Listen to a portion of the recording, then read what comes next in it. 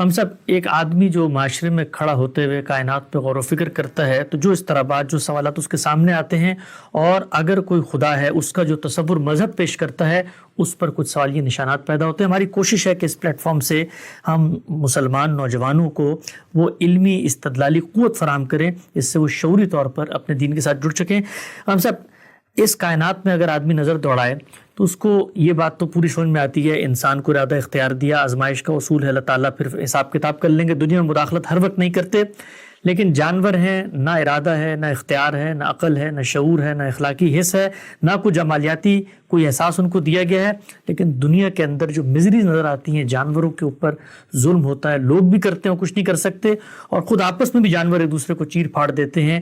ایسی وحشتناک تصویر سامنے آتی ہے ان مخلوقات کو جن کو شعور بھی نہیں، اس عذاب میں کیوں مبتلا کیا؟ اس معاملے کو دیکھنے کے دو زاویے ہیں۔ ایک یہ کہ مجھے اور آپ کو جو حادثہ اخلاقی دیا گیا ہے اس کی روشنی میں اس کو دیکھا جائے۔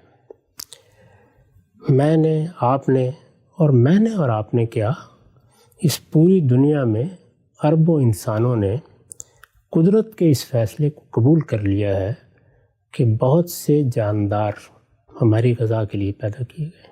ٹھیک، چنانچہ یہ صرف جانوروں کا مسئلہ تو نہیں ہے، ہم بھی لاکھوں کی تعداد میں جانوروں کو ذبح کرتے ہیں، ان کا گوشت کھاتے ہیں۔ صرف مرغیوں کا اندازہ کر کے دیکھ لیں کس بڑے پیمانے پر پیدا کی جاتی ہیں، کس طریقے سے ان کو گوشت میں تبدیل کیا جاتا ہے، اور وہ پھر ہمارے لیے لذت کام و دہن کا سامان کر کے رخصت ہو جاتی ہیں۔ اس پر انسان نے کبھی کوئی اخلاقی سوال نہیں اٹھایا۔ جن لوگوں نے یہ سوال اٹھایا ان کو خود تضادات سے سابقہ پیش آ گیا، کیونکہ اس دنیا میں جو کچھ ماحول ہمیں دیا گیا ہے اس میں دونوں پہلوؤں سے ہم اس کائنات کے بارے میں وہ رویہ اختیار نہیں کرتے جو اپنے بارے میں کرتے ہیں۔ انسان کے بارے میں تو میرے حادثہ اخلاقی کا ازل سے یہ فتویٰ ہے کہ اس کی جان، اس کے مال اور اس کی آبرو کے خلاف کوئی اقدام نہیں کیا جا سکتا۔ اس وقت بھی دنیا میں جو بڑے سے بڑے نظام وجود میں آئے ہیں، غور کر کے دیکھ لیجئے، ان میں اصل اہمیت اسی چیز کی ہے، اور اسی کو ایک اخلاقی اصول کے طور پر مانا جاتا ہے کہ انسانی جان کے خلاف کوئی اقدام نہیں ہو سکتا۔ لیکن بہت بڑے پیمانے پر جانور سدھائے جاتے ہیں، جانور پالے جاتے ہیں، جانوروں سے کام لیا جاتا ہے۔ صرف جانوروں ہی سے نہیں بلکہ ایک دوسرا پہلو بھی ہے، وہ یہ ہے کہ جو چیز میری جان کے لیے اذیت کا باعث بن سکتی ہے اس کو بے تکلف ختم کر دیا جاتا ہے۔ مچھر مارتے ہیں، روزانہ سانپ مارتے ہیں، مچھر مارتے ہیں، گھر میں چیونٹیاں آ جائیں تو ان کو جینے نہیں دیتے۔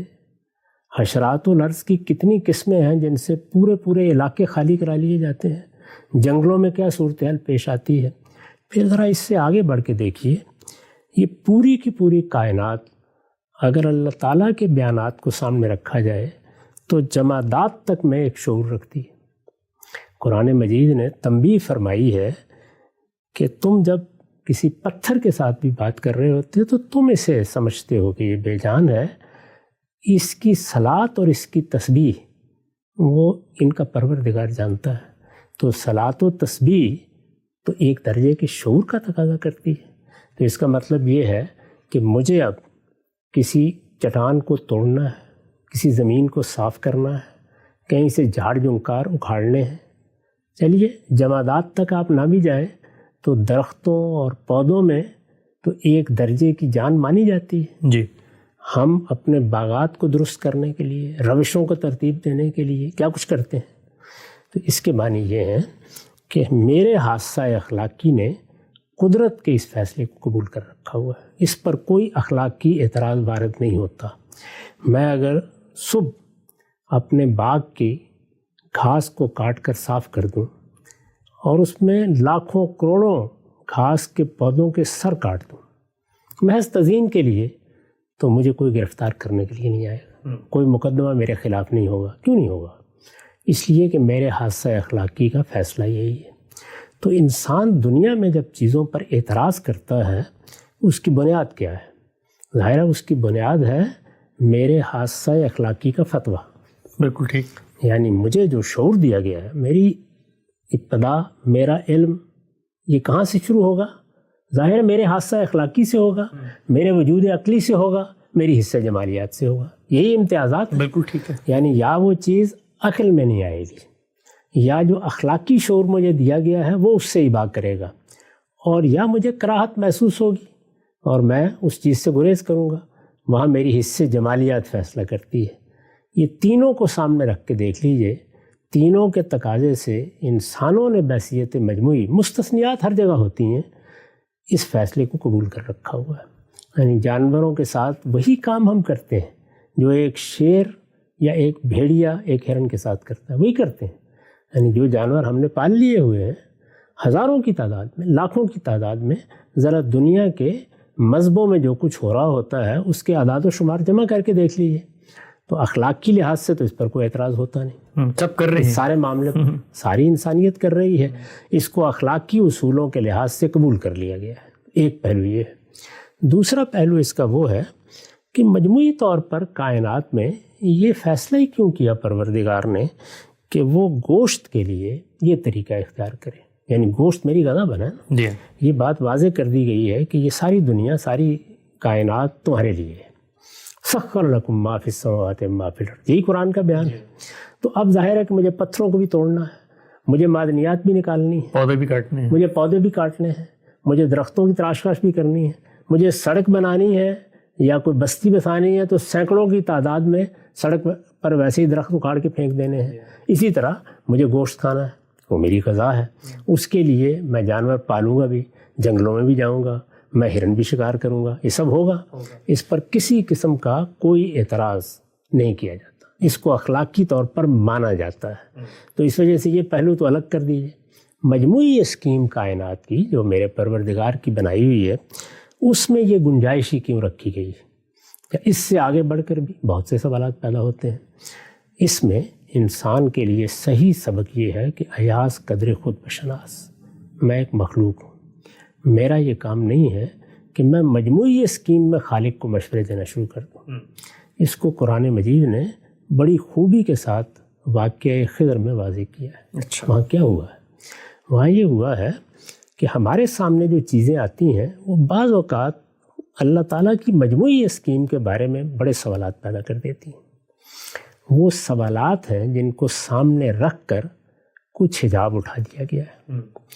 اس واقعے کے بارے میں یہ بالکل واضح ہے کہ کارکنان قضاء و قدر یعنی اللہ تعالیٰ کے فرشتے کس طرح کام کر رہے ہیں پیچھے، وہ دکھایا گیا ہے. رویا میں دکھایا گیا، بیداری میں دکھایا گیا، وہ ایک الگ بحث ہے. لیکن سیدنا موسیٰ کو یہ بتایا گیا ہے کہ اس کائنات میں جو فیصلے میں کر رہا ہوں، یعنی کون کر رہا ہے؟ اس کائنات کا خالق. ان میں کیا کیا حکمتیں پوشیدہ ہوتی ہیں. اس میں ساری حکمتوں سے پردہ نہیں اٹھایا گیا، بلکہ کچھ حصے سے پردہ اٹھا کر بتایا گیا ہے کہ اپنے خالق پر اعتماد رکھو. اس نے جو فیصلے بھی کیے ہیں وہ حکمت پر مبنی ہے، وہ علیم و حکیم ہے، اپنے علم اور حکمت کی بنیاد پر ہی فیصلے کرتا ہے. چنانچہ تینوں واقعات کو آپ دیکھ لیجئے. ظاہر میں کیا ہوا ہوگا؟ جس وقت کشتی ٹوٹ گئی، ایک غریب آدمی کشتی ٹوٹ گئی، بڑی درد انگیز بات ہے. جی یعنی اس وقت انسان کے دل میں سوال پیدا ہوتا ہے کہ یہ بیچارہ کوچوان جو روٹی کماتا تھا، اسی کے تانگے کو ٹوٹنا تھا، اسی کے گھوڑے کو زخمی ہو کے زمین پر گرنا تھا. یہ سوال پیدا ہوتا ہے نا. یعنی اس واقعے کو ذرا ظاہر کے لحاظ سے دیکھیے، وہ کیوں کیا گیا؟ ایک اور مصلحت سامنے تھی. تو اس مصلحت پر آپ ایک سوال کریں گے تو کوئی اور مصلحت سامنے ہوگی. تو اس طرح سے ایک کے بعد دوسری علت سامنے آتی چلی جائے گی، ایک کے بعد دوسری حکمت سامنے آتی چلی جائے گی. ایک جگہ تک پردہ اٹھا دیا. انسان کے ذہن میں سوال لازماً پیدا ہوتا ہے، اس کو اس طرح نمایاں کیا کہ سیدنا موسیٰ صبر نہیں کر پا رہے. کہتے ہیں یہ کیوں کیا ہے، یہ ایسا کیوں ہوا ہے، یعنی یہ نہیں ہونا چاہیے. تو یہاں کیا ہے؟ یہاں سیدنا موسیٰ مجموعی اسکیم کو دیکھتے ہی مضطرب ہو گئے. یعنی وہاں کیا معاملہ چل رہا ہے ایک حصے کو دیکھ کر، اور انہیں بتایا گیا کہ اب ہم آپ کو سمجھاتے ہیں کہ جو چیز اضطراب پیدا کر رہی ہے اس کے پیچھے کیا ہو رہا ہے. اسی طرح کا معاملہ اس بچے کے بارے میں ہوا ہے. یعنی والدین کے ہاں پیدا ہوا، اس سے ان کی محبت ہوگی، تعلق خاطر ہوگا. ظاہر کے لحاظ سے دیکھیے تو کیسا کوہرام برپا ہوا ہوگا کہ جب والدین کا اکلوتا دنیا سے رخصت ہو گیا. ہماری دیہاتی زندگی کے لحاظ سے دیکھیں، اس میں بھی بڑے سوالات پیدا ہوئے. ان سوالات کے جواب میں بھی اللہ تعالیٰ نے اپنی حکمت کا ایک پہلو نمایاں کیا اور یہ کہا کہ ہم اس طرح معاملے کو دیکھ رہے ہیں. اس میں بڑے سوالات آگے پیدا ہو جاتے ہیں کہ دیا ہی نہ جاتا، اس کا بھی ایک جواب ہوگا. اسی طرح کی صورتحال تیسرے معاملے میں ہے جہاں دیوار کھڑی کر دی گئی ہے. تو یہ تینوں واقعات کیا کر رہے ہیں؟ کیا یہ بحیثیت مجموعی پوری کائنات کی حکمت کو ہمارے سامنے رکھ رہے ہیں؟ نہیں. جو سوالات ہمارے ذہن میں پیدا ہوتے ہیں اللہ تعالیٰ کی مجموعی یا ہمارے خالق کی مجموعی اسکیم کے بارے میں، اس کے ایک حصے سے پردہ اٹھا کر ایک خاص سبق دے رہے ہیں، اور وہ وہی ہے جس کا میں نے 2 لفظوں میں اظہار کیا کہ اپنے حدود میں رہو. تمہارا کام ہے جہاں سے یہ کائنات تمہیں میسر آئی ہے وہاں سے آگے چیزوں کو سمجھنا.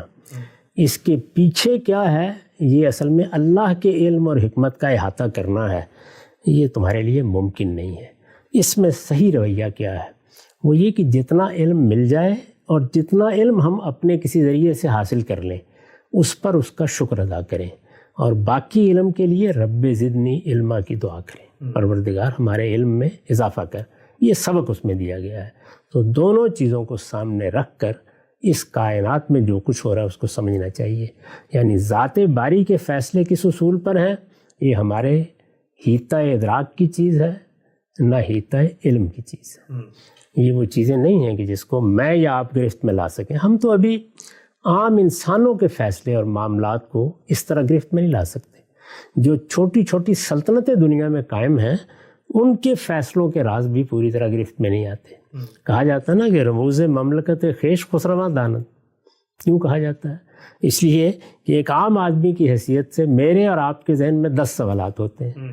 ہم نے خود اپنی آنکھوں سے دیکھا ہے کہ جیسے ہی ہمارے سیاستدان اقتدار کی مسند پر پہنچ جاتے ہیں تو ان کے رویوں میں تبدیلی آ جاتی ہے. ان کا علم بڑھ جاتا ہے. ان کا علم بڑھ جاتا ہے، وہ چیزوں کو اور جگہ سے دیکھتے ہیں، دنیا انہیں اور جگہ سے نظر آتی ہے.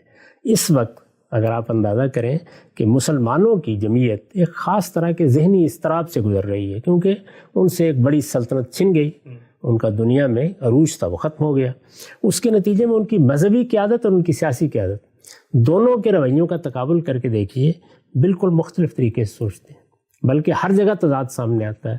وجہ کیا ہے؟ وجہ وہی ہے کہ معاملات کو جہاں سے سیاسی قیادت دیکھنے میں کامیاب ہو جاتی ہے مذہبی قیادت وہاں سے دیکھنے میں کامیاب نہیں ہوتی. یہی ہمیں بتایا گیا ہے کہ اس کائنات کو دیکھنے کے لیے تو خدا کی جگہ پر جا کر بیٹھنا پڑے گا. یعنی ماضی کیا ہے، حال کیا ہے، زمان کیا ہے، مکان کیا ہے، ابتدا کیا ہے، انتہا کیا ہے، آگے کیا ہونا ہے، اس سب کو اگر کسی کے سامنے رکھ دیا جائے تو پھر شاید وہ محنت کرے تو اس کائنات میں خدا کے فیصلوں کی حکمتوں کو کسی حد تک سمجھ لے گا. ابھی تو صورتحال یہ ہے کہ ماضی پر بھی پردہ پڑا ہوا ہے، یعنی ہم اس کے بارے میں بھی یقینی علم نہیں رکھتے.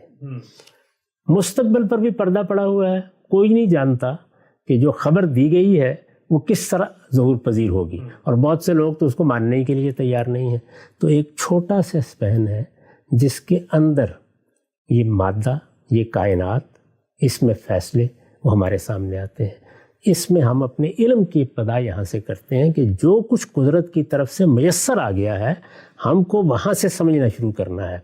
دنیا میں سائنس کی ترقی بھی اسی اصول کو ماننے سے ہوئی ہے.